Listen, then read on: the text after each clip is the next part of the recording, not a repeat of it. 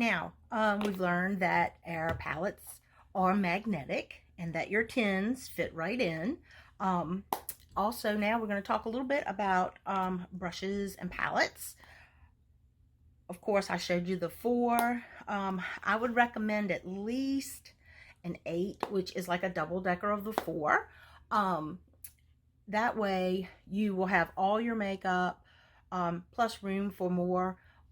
If you'll have like maybe a couple more lip and cheeks, some eyeshadows, something like that.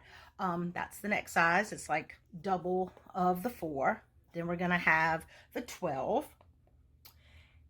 And that's gonna be a little bit bigger still. It's almost a square, not quite a square. But that one is also double deck. Everything is after this pretty much.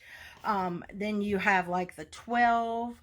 Then you'll have the 18, which is like what I use every day. It's gonna have like, I'm sorry, the 18 is like the double decker.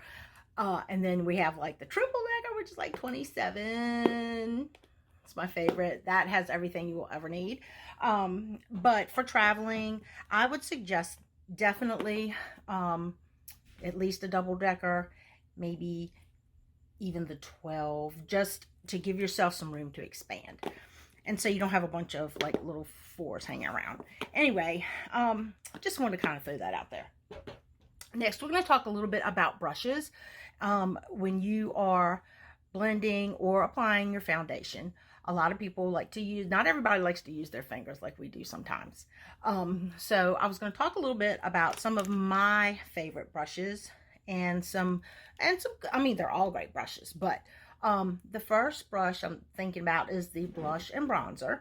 This is the one that gives you probably almost just about the lightest coverage. It's really great for blending, great for adding your bronzer if you need to, and also good for like if you want to kind of throw a little powder on. The next one is the buff brush.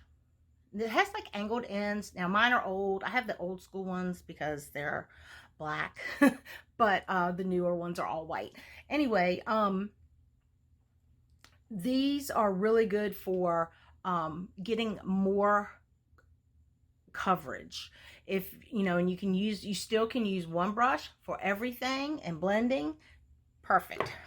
One of my favorites is the 3D. It has like a cone shaped end on one and then your like flattish bristles on the other. Really good. You can put your contour on. You can even, for me, it's cool for using for blending your brightening or even the whole face. But that's one of the things I like to use it for. And although those 3 are probably the easiest to use for applying and blending, some people do like, and I have kind of started to use this one in the summer. This is the blend brush, and it's very, very light coverage. Very, very, very light. Also good for using your lip and cheek and just kind of putting it on there. Anyway, those are pretty much the tools.